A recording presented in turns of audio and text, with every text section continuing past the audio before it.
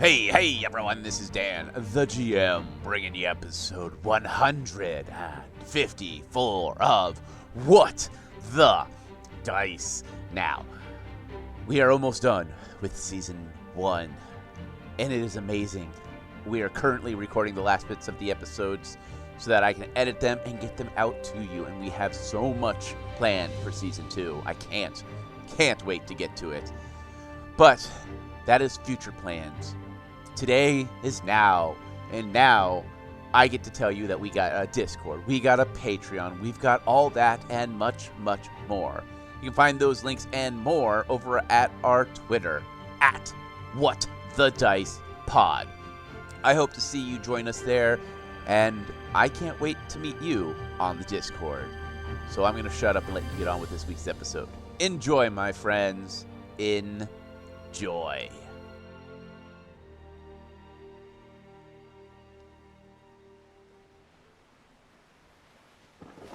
There's a storm rolling in from the waterline. As we walk slowly up the beach line, our bags full of just miscellaneous treasures we have acquired in our last mission. The Adventurers Guild sent us out to some strange, awoken sea temple. We took a small ship out there. Nothing too challenging. Stories to tell and loot to sell. As we stop, we look at the fork in the road.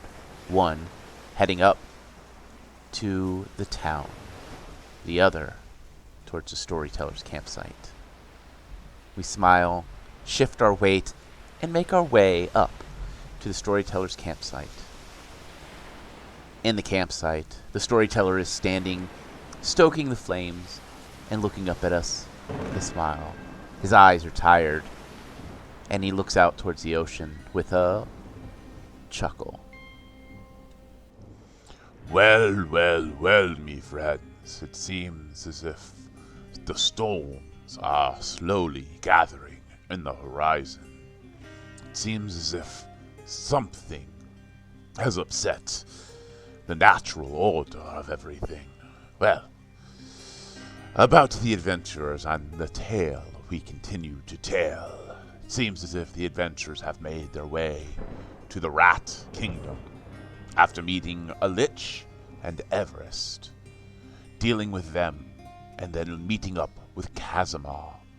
They find themselves in the manor of not just Casimir, but the old home of the adventurers that lived through the Day of Blood. Heroes that are legendary. Heroes with something to hide. Well, me friends, it is time for us to return to the tale and hear and see what the adventurers have learned. Sit back, relax, and hear me tell.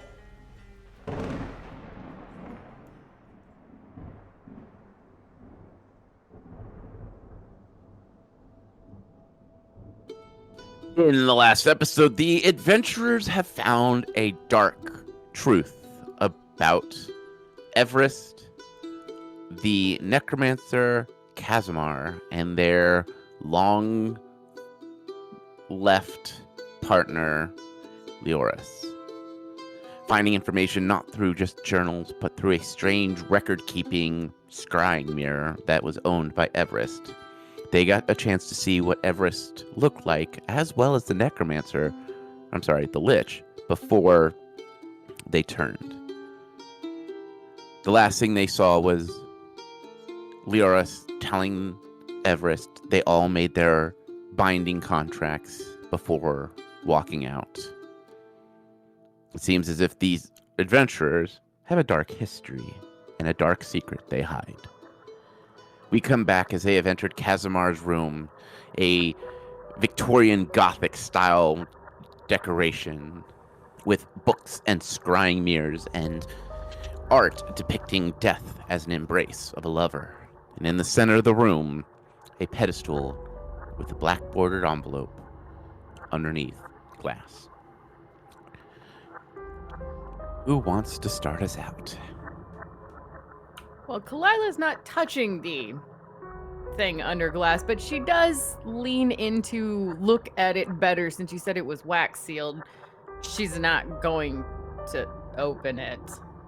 Well, the wax seal has already been broken. Oh, okay. She'll still lean down, look at it, be quiet for a moment. Her ears are going to twitch a little bit. And then she's going to look over at Defebius going, should we read it? Well, I'm kind of concerned that the Fae haven't even touched it. Yeah, that's a really good point. Let's not, I guess. This isn't his personal room. And we're really only here to get rid of the crystals and the Fae. I mean, I'm going to ask questions when I see him all again, but I don't know enough about magic to know that... I know enough that with magic to know that I don't probably want to touch that because it's probably woogied with all kinds of weird magic. She's gonna look at it with a detect magic just to see. It is a mundane letter. What about on the glass? Any enchants on, like... Nope, it is all mundane. This whole room, besides the equipment that is used for creating scrying mirrors, everything is fairly mundane. She goes, actually, there's no magic on it, or the pedestal, or the glass, or anything dealing with it.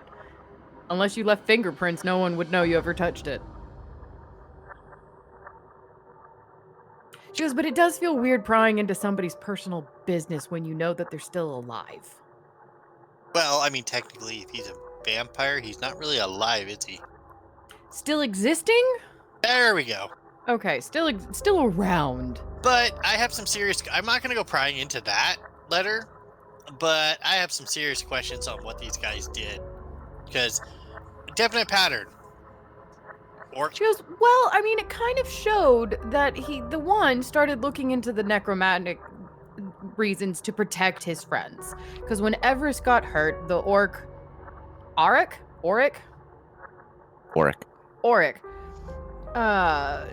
started looking into it because his friend almost died. So he was doing that for protecting his friend. The one became a cleric, and if you remember in the conversation, he didn't want to lose his buddy, so he kind of zombified him and gave him eternal life so he didn't lose his best friend. So that kind of how he turned into a lich, though, that's a really good question. Well, I don't know anything about how liches happen, so you're on your own there. And how this guy became a vampire, or why he became a vampire, that's yet to be answered. So Still, yeah, no, there's a lot of questions. But still, there's definitely a bone god influence with one of them, and then the others all start turning dead. Yeah, and the bone god tends to like dealing with the undead. I mean, bone god kind of makes sense. I mean, he is weird because I mean he does like follow flowers though too. Yeah. Okay, next room. Mm-hmm. I mean, there's no crystals and no fae in here, and nothing seems destroyed. Kalila's not gonna dig through somebody's personal biz who's still around, undead, unalive, whatever, or not. Well, not only that, the Fae haven't even touched that room. Yeah.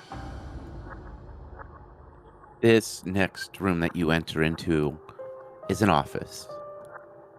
It looks like, based on the way it's laid out, it is a room for 3 people.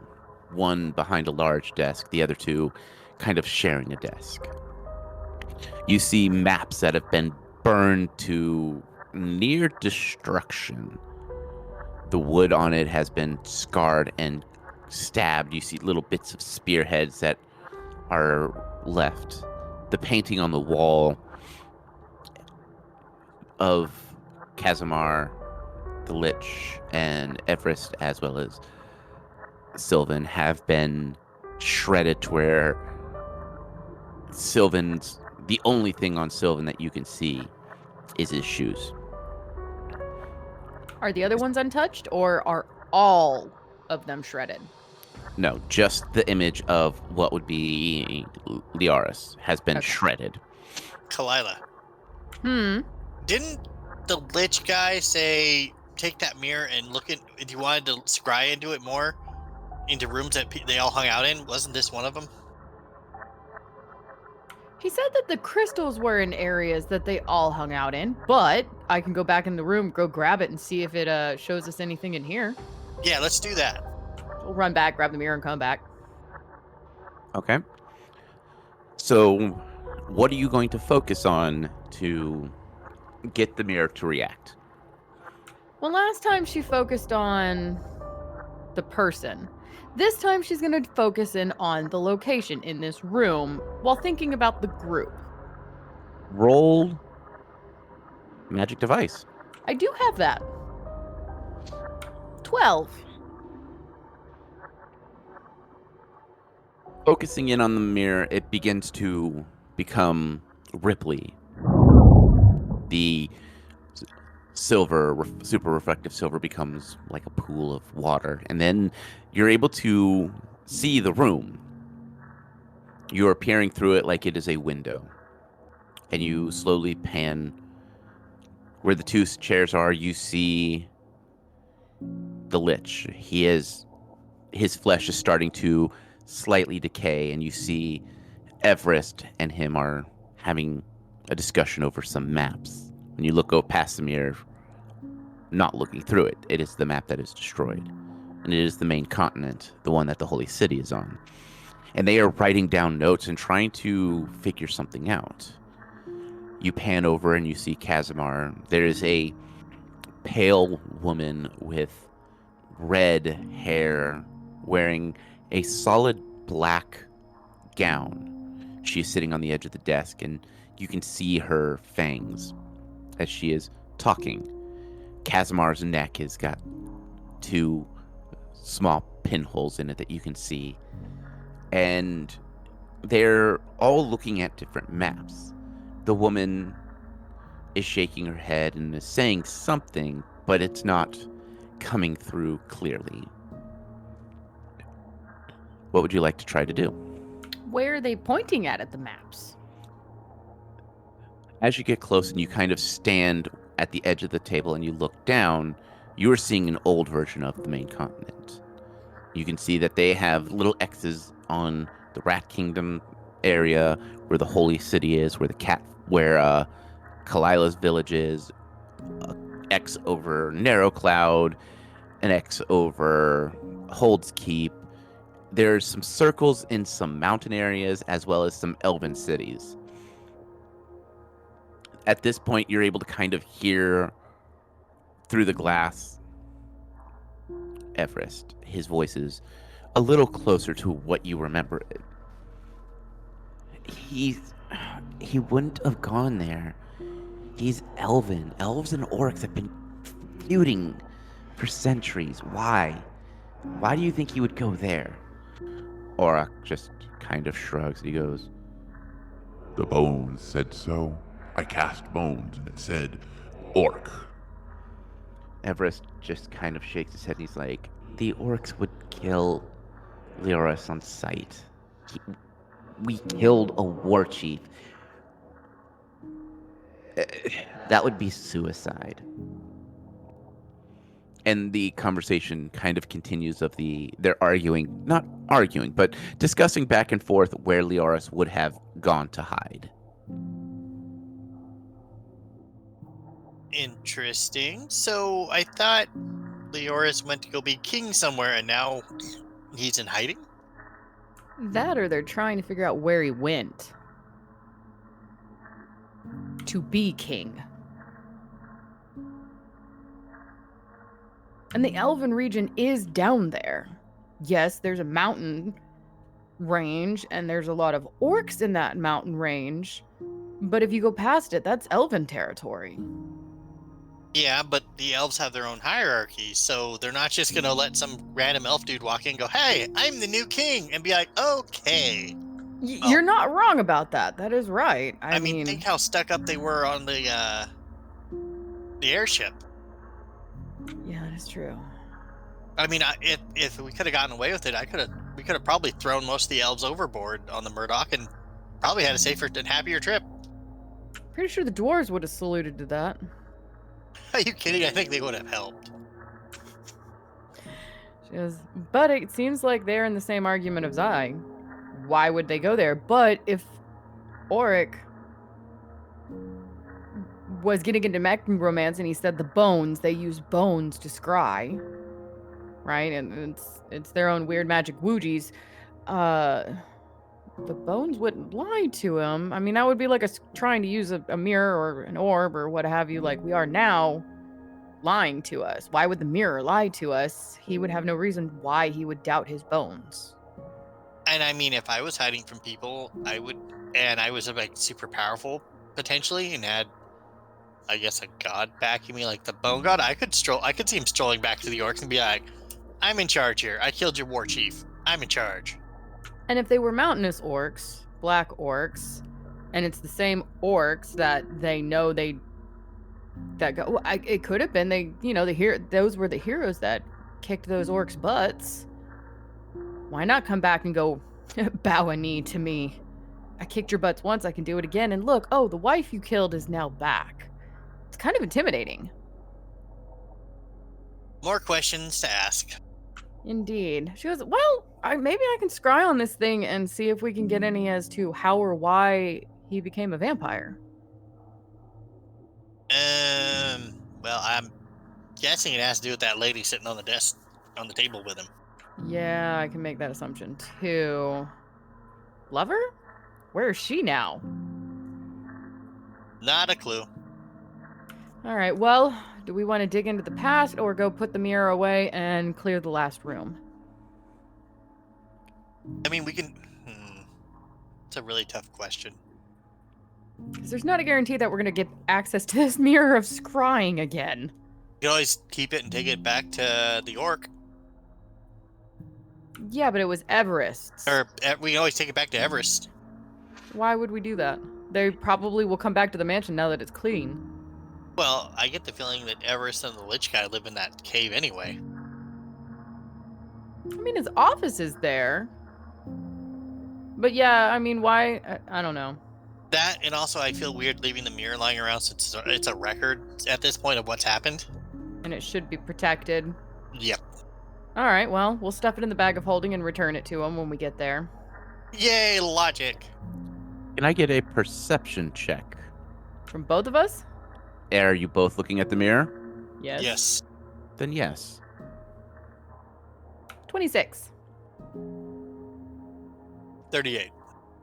Defibulous, as you and Kalila are discussing keeping the mirror, what to do with it, you notice that the woman that is sitting on the desk is still talking, but you notice that her eyes are on where you are. Kalila. Take a look at the gal sitting on the desk. She's still talking, but she's staring right at us. Indeed she is. Do you think she knows that we're scrying through this mirror? I was always under the impression, well, this is a past event. I can understand something current having a feeling that something's watching it, but how is something in the past knowing that we're watching it in the future? Okay, you got me stumped there. She's just gonna wave and see if she blinks or does anything. She raises an eyebrow. Claila's gonna tilt her head with one ear up and one ear back like, okay, I'm confused.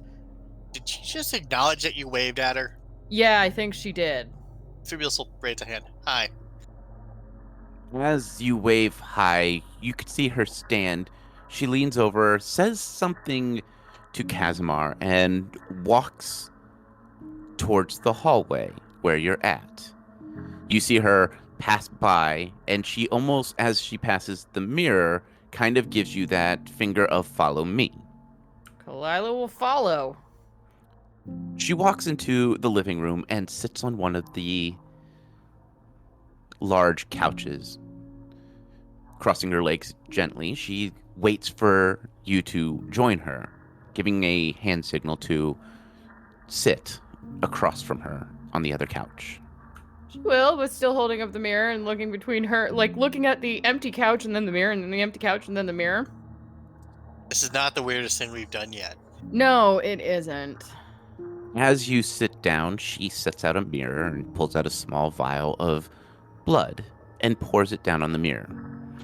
She looks at you and goes, "I'm not sure whom you are, But as the Lich has the ability to scry with bones, I have the ability to scry with blood.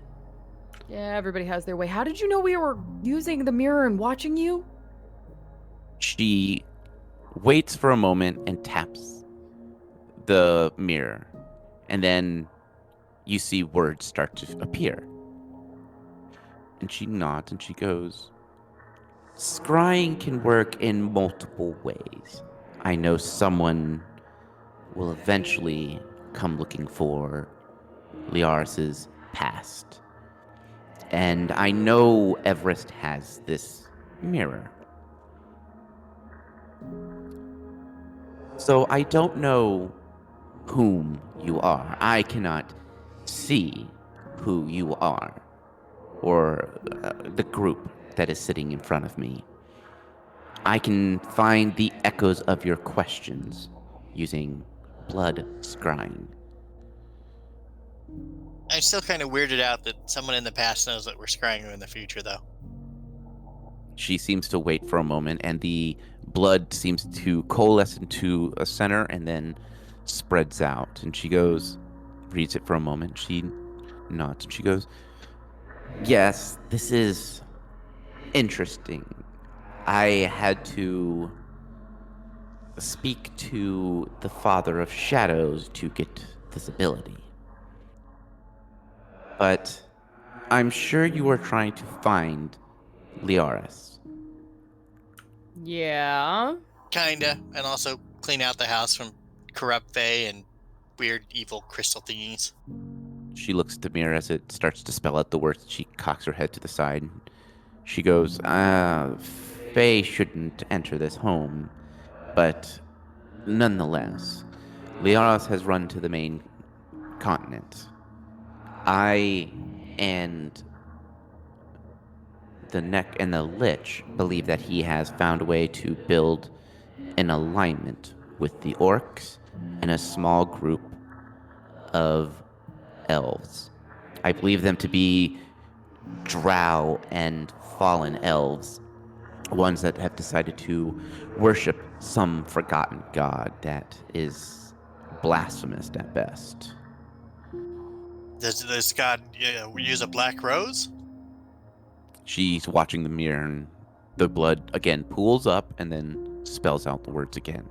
She goes, I believe so, but I'm not sure. I've never actually seen the ring in person. It is described as a circular flower with multiple petals. I'm no herbologist. I am, at best, a blood mage. I prefer the term a vampiric sorceress, but everyone has their own name for me. Jeffrey will look over at Cloudla. So, should we ask her about why everyone's turning undead around here, or just leave that lie? You realize now that you spoke that aloud, it's just going to read that to her, right? I did after I said it. Okay. She's watching the mirror and it spells out, and she goes, I may actually have this answer. It seems as if on the Day of Blood, in order for this orc to be defeated, they had to give up a piece of them, and each of them gave up a piece of their life force. Between the four of them, they were able to cast some spell, and in the process, they summoned 4 deities of shadow. And they were told that they were bound by a contract of torture, and that they all had to find a way to end their mortal coil that did not require a blade. So one was a necromantic god. You said all gods of shadow. Who did the cleric, Everest, pick? Obviously, Kazimar went vampire. Well, it's not that simple. They were told by these shadowy creatures that they had to end their mortal coil. But they all felt like they were going to try to outwit this creature of shadow, or creatures of shadow. The Lich, of course, had already started his path down necromancy and was a very skilled one at that. Has found a way to become a Lich. Once he became a Lich, he offered Everest a soul-bound contract to exist as long as he exists. But it would mean that his flesh would not rejuvenate. Kazimar found me. By coincidence? Long-term friend? Become lover? She gives a smile, and she kind of gives a light shrug. Kazimar was a skilled man. He was a wonderful protector until the occult hunt happened. I sent him away to hide here with the rat folk as I led away the hunters. He is a friend, a lover, and my protege. This was one of the last times I ever spoke to him. How do you know that? She looks down at the mirror and kind of opens her hand to the blood. Part of this scrying is you learn your death date the first time you use it. And mine is slowly approaching, and I am currently being hunted by a cult. So I am you know assuming you're going to die. right, and I am assuming by their hand. But how I die, I don't know. I just know that my death date is slowly encroaching. I wonder if that's what the letter's about then. Do you know anything about a black bordered envelope letter? Yes, I wrote that to him a few hours ago and told him not to open it until after my death date passes. He doesn't know it is my death date. He just knows that the letter is important and it needs to be opened after a certain date. We hadn't opened it, actually. We didn't know what it was. It should have already been opened by the time this. It was, but he's still around, so respect for... Anyways. So, I have a weird question. Besides all this being weird. But, so, corrupted Fae invaded the manor, drove Kazimar out. We're here to get the Fae out, destroy their weird crystals.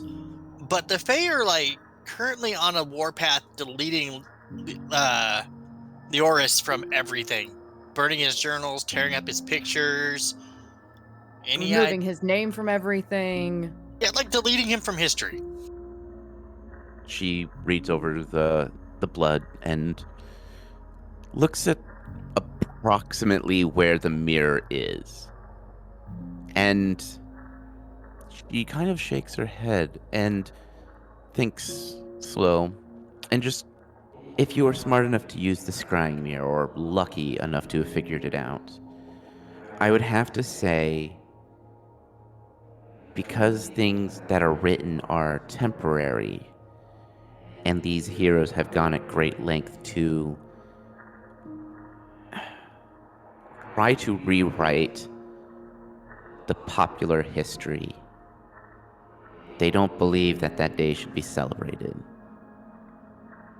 Maybe this was a way, maybe Leoris is trying to remove his past, trying to be forgotten. Maybe there's a weakness that he sees in his past. It's hard to say. I don't know whom or what you are, but I assume you would understand that a tale will change. A written document may not. Maybe trying to remove his existence from everyone's memory. Maybe trying to remove his own. It's hard to say. Phoebus kind of furrows his brows, thinking. Well, if it is him trying to delete his own history, why not just burn the entire place down and be done with it? That would have been so much easier. Or an explosion. Or an explosion. Or it could be that he can't get here, so he... You know, you got a really good point. If you really just wanted to delete everything, just explosion or fire.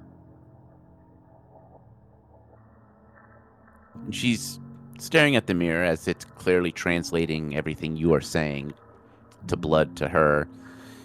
She just looks and just kind of chuckles. Destroying the entire manor would risk bringing heroes out of retirement. The rat folk here are protective of their woods. If this manor were to ignite into flames, it would destroy much of the village, or much of the forest, which would then possibly trigger retaliation. She brings up a good point, especially given everything that we have learned in their role here now. So why bring attention? Then there's also the point of Casimir was a blade mage. Precision was his greatest asset. Personality trait, flaw. Right. So maybe, based on what I have heard of him, maybe this is his way of just removing just him. Heroes are needed to make heroes. Heroes are needed to make villains. And villains are needed to keep the balance. Okay, I like this vampire. She smiles and she goes, "If I was around, I would thank you, but seeing I don't know whom you are, I appreciate it nonetheless." I mean, not that it really matters, but my name's Kalila and I'm a black cat. Folk. Defibulous gnome. She nods and she goes, "I am Persephone. I hail from a small region where there are lizard folks aplenty. We have a few cat folk in the area, and they're wonderful hunters and fishers. And the only handful of gnomes I've ever come across was a strange old man with a passion for breaking open tombs and trying to find information that way." Sounds like my great uncle. It does. He had a strange curved piece of metal. Yep, that was my uncle. Crowbar. Yep. He was skilled at what he did. A nuisance. He broke into many of my homes thinking they were tombs, but he was pretty good about apologizing once he realized he had broken into somebody's home by accident. I'm going to say, you don't know where he ended up going, did you? He chartered a boat the last I spoke to him, which honestly was only a few days ago. Chartered it from the Ratfolk village, a single one-man boat, and he said he was off to seek his treasure. And that was the last I spoke of him. Sounds about right. Never leave a place where you're going. My uncle is a pain. Her attention turns to the hallway, and she goes, "Well, Casimir is summoning me. I do hope you find what you are searching for, and I do hope you are able to help Casimir." We have, and we are. And he's still kicking.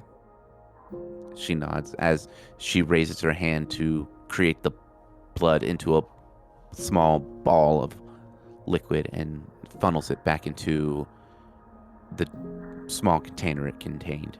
She corks it. Looking at the mirror, she smiles and she goes,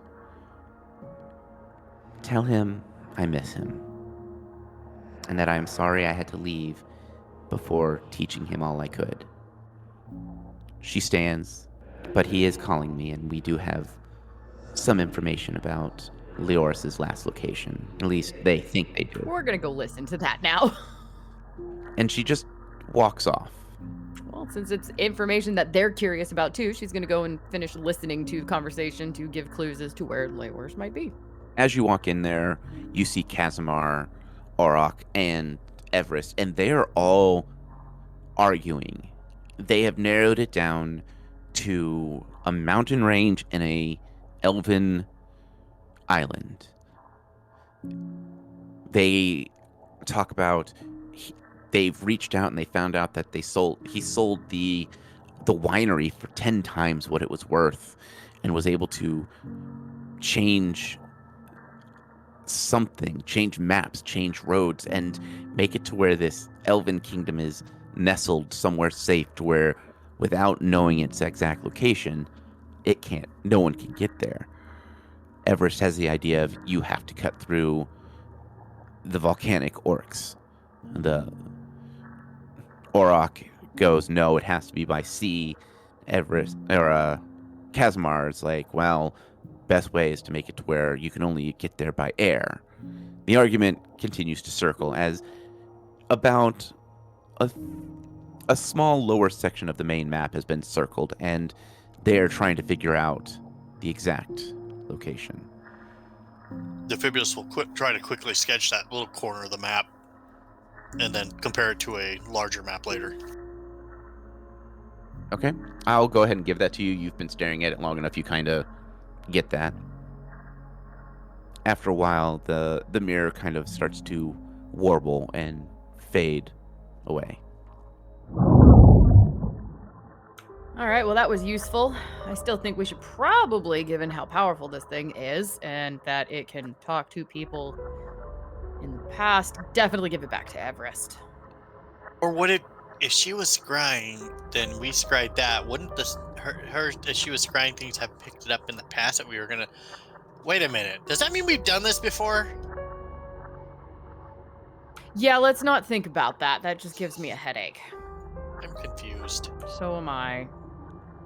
I need to blow something up. Well, let's clear the last room, and maybe you'll look out and there's something for you to blast. Sounds like a plan. To the last room. And then food? Yeah, I'm getting hungry. The last room, as you push it open, there's this sickly mist in the air. This library has books that are now floating and spinning around. There's a larger crystal that is branched out, almost touching the roof. You can see pages of different journals just slowly ashing as it continues to pulse this eerie energy around. So, I guess we need to find the weak point and let it have it. Taking aim. Yeah, Defibulus will scan this crystal, see if we can find a good weak spot on it. You know what? Go ahead and roll a d20 and add your level. Ooh, that's new. Yeah, that's new. I figure that would be the only way to know if someone that is a gunslinger can figure out what they're doing. Hey, weak point in crystal? I mean, I have nature, but other than that... Or geography. Well, you're a hunter, so I will give you the same thing, because Okay. it's the idea of you have hunt and or shot enough to where you understand where possible weak points are. So, 19 on die with a 35, or it's 34 with my level. Okay? Am I adding level or... Your level. Okay. 17. What did you roll on dice? Roll 2? I did roll a 2. Okay, Kalila has absolutely no clue what she's doing. Nope, she's just holding and waiting for Defibulus to point it out to her. Fibulus, you are studying this crystal, and you notice where there is light refracting oddly. It looks like there's a weak point, a point where the crystal has split near the base. It looks like a well-placed shot would sever it from the floor and send it toppling over. Into us or just into the wall? Into the wall. Kalila, Yep, you see that refracting spot there? I do now. Yeah, we want to shoot there. And black. Yeah, he'll fire. He'll fire at the same time she fires. Roll to hit. Total of 38. 37. The crystal cracks and splinters and then eventually shatters, sending books flying. And I need a reflex check from everyone. Defibulus is going to stand there in awe at the crystal he just shot over. I rolled a 27, so Kalana's probably just going, books! And ducking. What? I'm too busy staring at the crystal I just knocked over. Does she have enough time to drag him to the ground with her? Nope, because it's more than just books that get launched. Uh-oh. There are chairs and books and all manner of globes and crystals and all manner of things come flying out. Kalila, you take 8 points of damage as multiple sharp implements catch you. Defibulus, you take 18 as books that are bound in steel strike you, as crystal orbs shatter across your form, and this room starts to just go silent as the last book lands on the ground. Ow. Books hurt. Now I understand why Nicodemus throws them at everybody. Ow. She'll heal him. Who puts books in steel binding? Oh. That definitely sounds bad. As you heal him, you get this shivering cold feeling as something whizzes past you down the hall, down the stairs, and you hear the front doors open and then slam shut. So I healed you for Behind it. 20 points of damage, by the way. And she is ears up, staring down the hallway, listening intently like, what was that? Defibulus goes, what was what? She goes, you were probably too busy saying ow, but what'd you say? Something whizzed past? Something cold flew past you. She goes, normally they say spirits emanate coldness, and something cold just flew past us and then slammed the main manor door downstairs. We go take a look? I'm going to heal you again before we do. He's almost... He's a lot better off now with what you healed. Okay, I healed, like I said, I believe it was 20 points of damage. Yeah, it puts me close to max. I should be all right. Okay. As you are healing him, you can start to feel the warmth start to return to the manor. You see candle sconces light up. Any candelabra chandeliers are lighting up. You hear the soft strum of the piano downstairs echoing up the hall. And you start to see skeletons stepping out of strange areas behind paintings, behind picking themselves up or reassembling themselves as they begin to go about and clean. On their heads adorns a mithril circlet, and they pass by you, leaving you alone, and cleaning up. You see some of them picking up books and setting them back on the shelves and things of that manner. You count about 5 or 6 skeletons. She'll pull out the key and go, hey, key. Did Casimir have skeleton servants that cleaned his manor? Yes, they are a gift from Persephone. Okay. Good to know. There was some comment about how he would be lost without her and that she needed to make sure that he stayed organized. Uh-huh. Did he ever have a piano just always playing? Yes, one of the skeletons is a bard's skeleton that is trained to keep some kind of music playing so that Casimir would not get lost in the shadow of silence. Nod. Thanks, Key. She puts him back. She'll look up to Phoebius going, I'm still suspicious. Either whatever was here that was causing all of the darkness, corruption, left very upsetly and slammed the door behind it, or there's something that's going to be at the bottom of the stairs waiting to attack us. Well, I mean, Knowing our luck. we haven't seen that large fairy thing. Yeah, the queen, large fairy, you're right. I don't know what happened to her, but there was the thing that you, exploded. As you are discussing this, you start to hear the sounds of something hammering at glass. At glass? It sounds like it is coming from Casimar's room. Oh, let's go take a look at that. All right. Cautiously peek her head around the corner. As you look in, you can see a large fairy. And when I say large, I legitimately mean large. Its wings have this black, sickly ichor drip. Her eyes are hollow and full of rage as she is slamming her hands against the glass as it starts to slowly crack. Guess she's impatient as she, cast Gravbow before things start. As you cast Gravbow, the glass to the window shatters inward. And that is where we end this week's episode.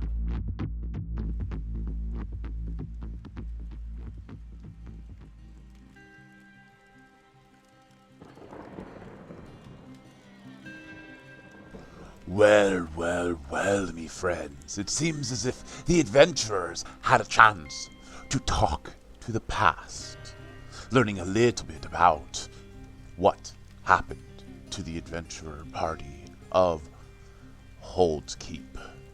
Seems as if they carry a curse that they have tried to turn into a blessing. Now, they have cleared the manor of all the corrupted crystals.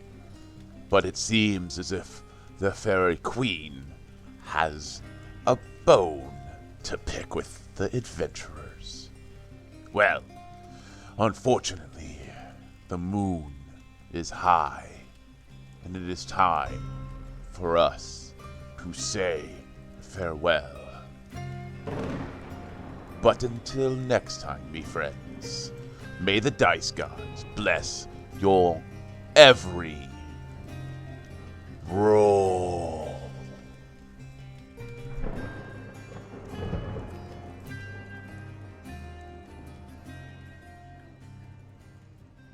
We here at What the Dice would like to thank Paizo for creating Pathfinder, Epidemic Sound for our music, as well as Sirenscape for our sound effects. If you would like to reach out to us, you can do so on Facebook at What the Dice Pod, Twitter at What the Dice Pod, and of course email whatthedicepod@gmail.com. And if you liked our little adventure, please share us with your friends and rate and review us.